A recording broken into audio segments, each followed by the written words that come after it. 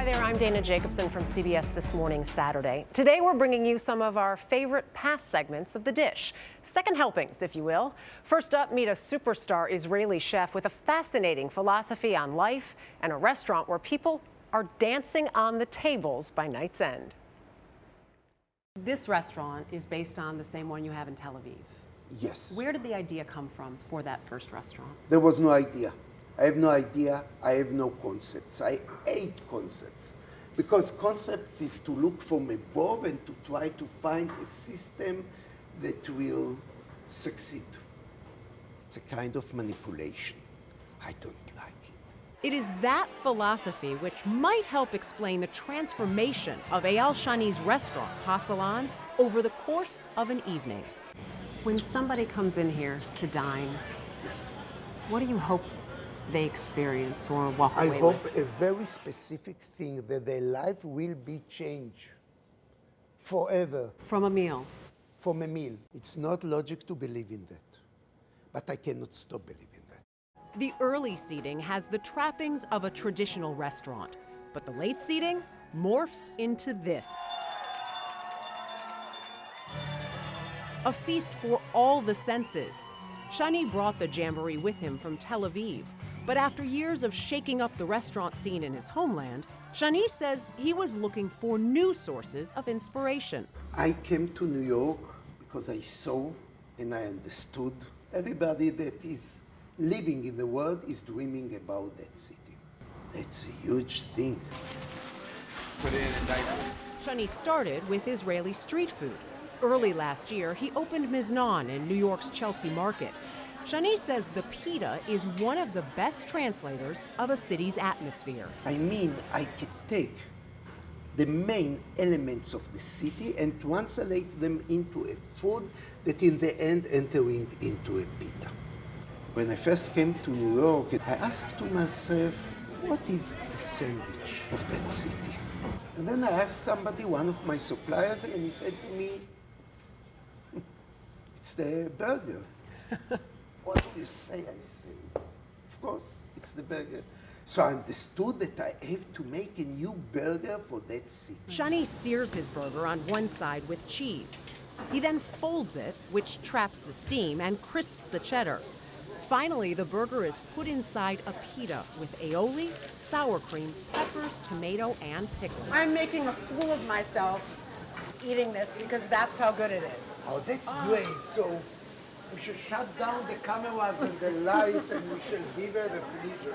My co-hosts are going to hate me because they don't get one. Miznon is also known for breathing life into a veggie long thought of as bland, the roasted cauliflower. How many flowers do we have in one cauliflower? 10? One. That is the flower and that is the leaves around the seeds. So in all the history of the gastronomy, chefs used to break it. When I understood that there is just one flower, I decided not to break the flower. You should feel the spirit. Right. So it's the whole flower for you. Oh my God. Yeah, with your hands now to break it, it's melting. It melts in your mouth. Shani's secret? Actually believing that each ingredient is a living creature with its own will, and then developing an almost metaphysical connection to it. Question, is tomato is a tomato? The answer will always be no. It's not a tomato. It's something else. If it's something else, what it is? That is the journey of a cook. What is a tomato? What is a carrot? Why they are different? What does they want? Butter with tomato seeds, it's the best composition in the world. Shani doesn't just bring his own take on the food and atmosphere in his restaurants. You see his philosophy in how they're run. Take Hasalan, which is only open 3 nights a week. How can that even work as a business model? It's a $1 million question. Maybe literally, right? Shani says most businesses only make money a few days a week anyway. And after 3 nights that go into the wee hours, he and the staff have nothing left to give. It's almost impossible. It has to be a miracle, and that miracle has to be on each dish. To do it every day, 7 days or 6 days a week, and to be real authentic to your creation, it's a big lie. You cannot do it. You have to refresh your soul before you are doing it. You have to be starved to do it. It almost seems as if Eyal Shani wants to feed your soul with each bite. I cannot change your life. I can change one moment. I can give you an experience that will shock you. In this way, your life will change. And in the end, people are climbing the tables and begin to dance. Literally, when it comes Yeah, literally, yeah. It's always happened like that. Now to open fire cooking, but not your typical backyard barbecue. This is 8 hours roasting whole lamb, salmon, fruits, vegetables, and more than a dash of heart and soul. My co-host Jeff Glor has the story. The work began just after 6 a.m. Francis Molman kept a close eye as two of his chefs prepped the day's feast. There's so many details. It's such a fragile thing to cook with fires. People think it's a beastly thing, it's a manly thing, but it's not. It's extremely fragile. First, the hanging of the ribeye, slathered in chimichurri sauce. Each suspended by wire, measured and cut to precision lengths to control for cooking time and temperature. A technique Molman created and has now mastered. That was followed by a dozen organic chickens. Both are staples of Molman's custom domes, which are now a global phenomenon. Next, an array of vegetables and fruits, including pineapples and cabbage. Wood is set around the perimeter of the dome and then lit. Every day is different depending on the wind, on the heat of the wood. This morning, it was a sort of a blind date with this wood, which is great. Fuerte, fuerte, fuerte, fuerte. Oh, I didn't know what sort of heat we would get from it, but it worked out well. The fire has been such an important thing for us, not only for cooking, for shelter, for warmth, that whoever sees a fire and sits by a fire, you just drop. It's primal. It's primal. A whole lamb was set on an iron cross nearby. Then given time.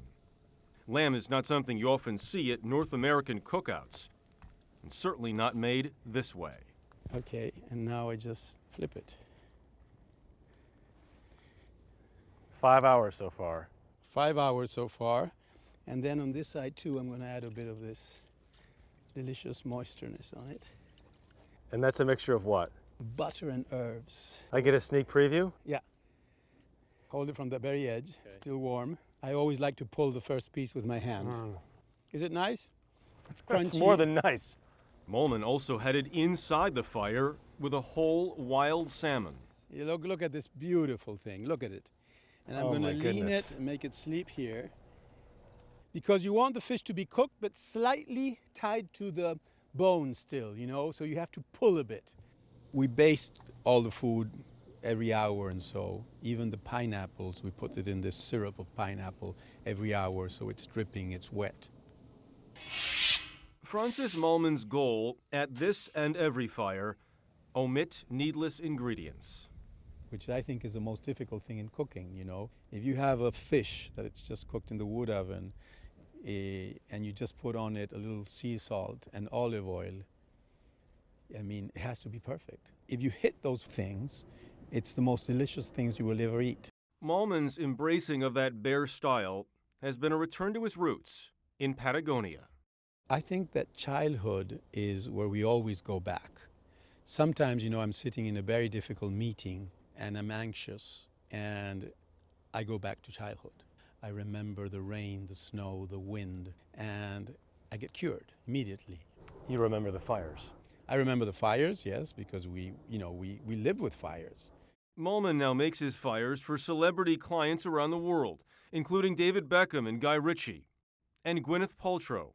He's been a legend in South America for half his life, but his 2009 book, 7 Fires, put him on the map in the United States. I think that we achieved a lot in the books, but at the end, you have to start your fire, stand in front of it, put your meat, and understand what's happening. It's a craft cooking. and you have to do it. There's no way out. Over and over again. Over and over again. That's why, sometimes my chefs say, "Chef, I'm so bored of doing this steak. I've been doing it for 2 years. I can't stand it anymore." And I say, well, but what you're learning is not about the steak. You're learning about how to stand, how to move. And that's something that you can't learn in a book. And that's the beauty of cooking. You have to do it. From that bedded salmon to the domed meat to crossed lamb, every part of the Mulman presentation is dramatic. Well, I must say I'm very honored to be here today. Eventually, 8 hours after the fire started, dinner was served. So we're going to serve first the chicken today. String-hung chicken with cauliflower and a Crayola sauce. Salmon Somebody else want some fish? with cabbage and aioli. Lamb with sweet potatoes, butternut squash, onions, and gremolata. I'll give you one of these guys. Ribeye with smashed potatoes and a chimichurri sauce. The fat is very good.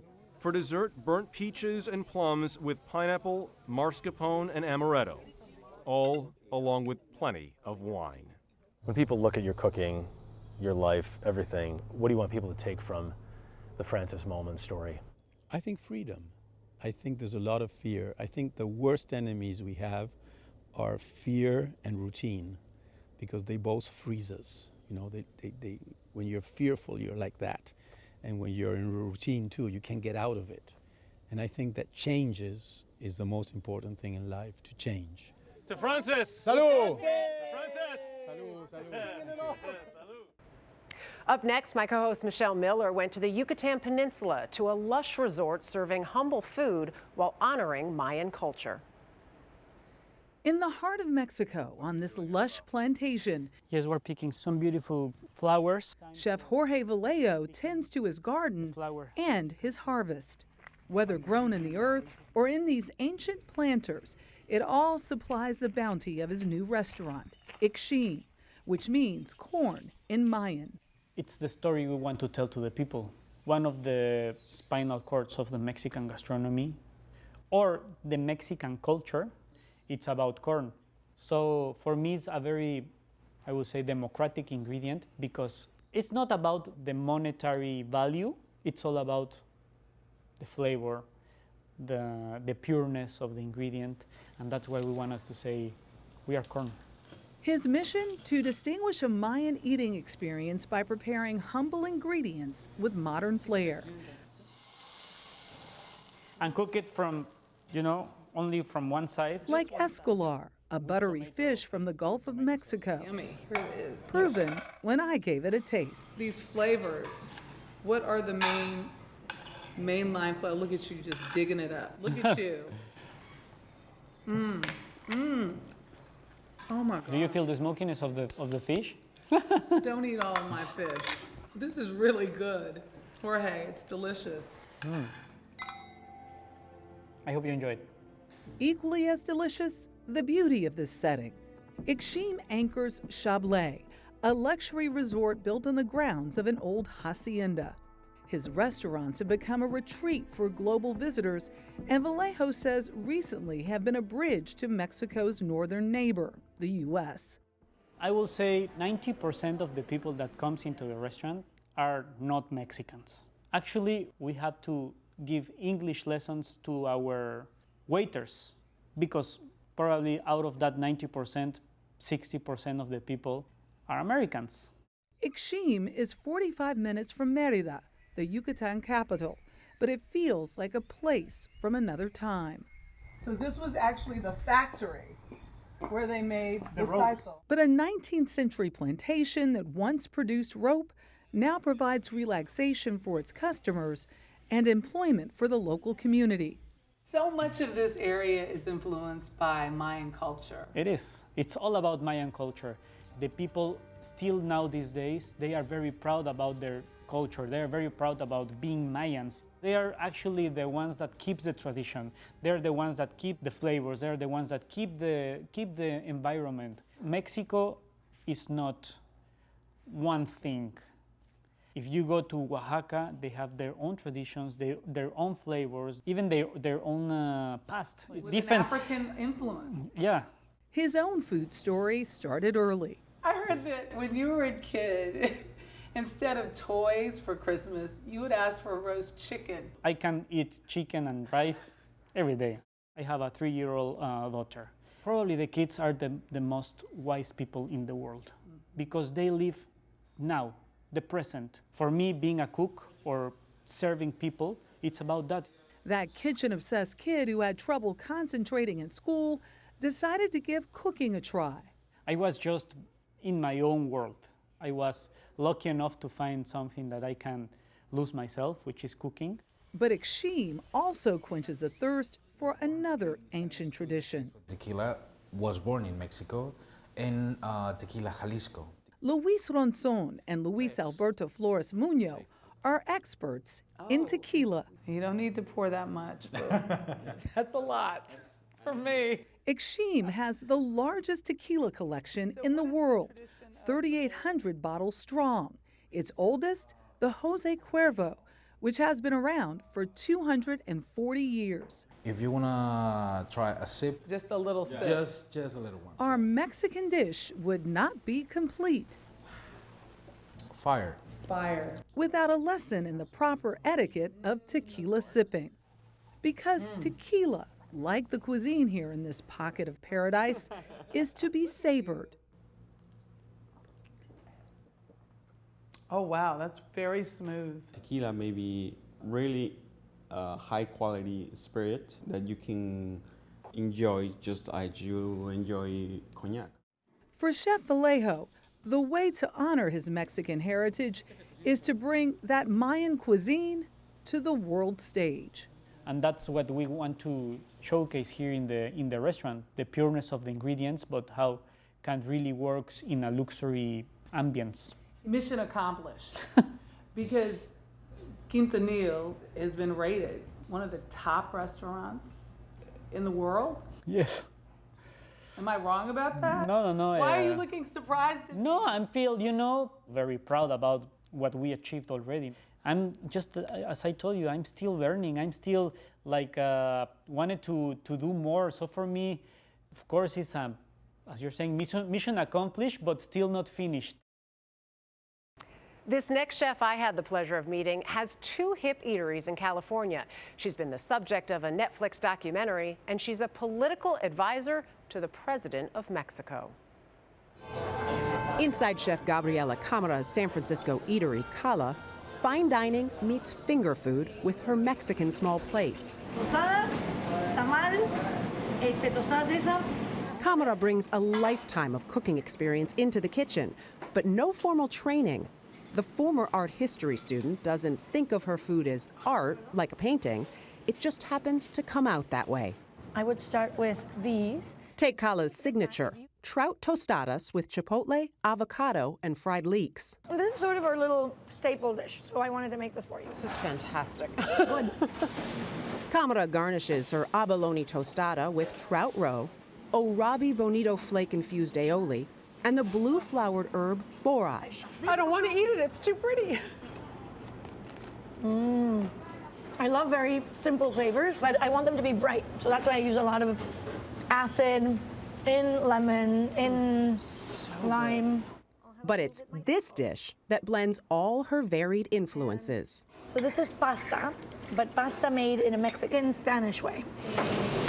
Fried pasta noodles and clams cooked with liquid tomato and chipotle chili. My mother would say this is not pasta. Because what is this deep frying of pasta?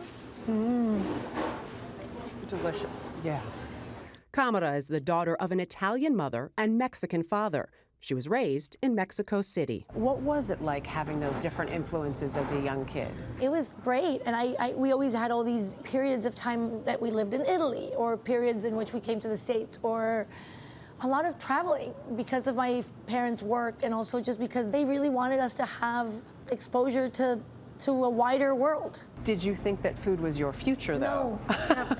I mean, I thought I would always cook and eat well, but I did open a restaurant when I was very young, and I had no idea. And I realized how much I loved it. Camara was still in college in Mexico City when she opened her first restaurant, Contramar, with 3 friends. It was an experiment, but we were very serious about it. We wanted it to work. We invested very little money. We all like scraped from our savings here and there, and it happened. Almost immediately, Contramar became a sensation. How do you take what starts as what sounded like it just started as, let's do this will be fun, and turn it into the success that it became?